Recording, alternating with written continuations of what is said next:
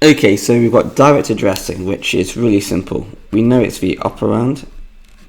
Here's the address where data is stored. So if we have 20 as our operand, it will go to address 20, and whatever's inside address 20 is going to be our data.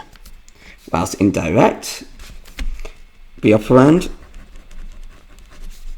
is the address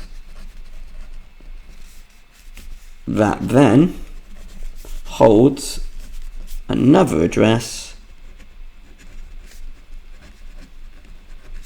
of where the data is stored.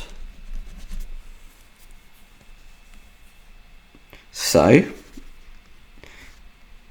it would mean that we would go to address 20, we would go inside address 20 where we would have another address number, which will then take us to the next address.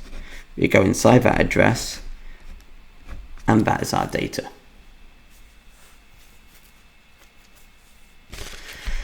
So how does this all work? So explain, in fact I'm going to do this as a separate video, these as all different ones.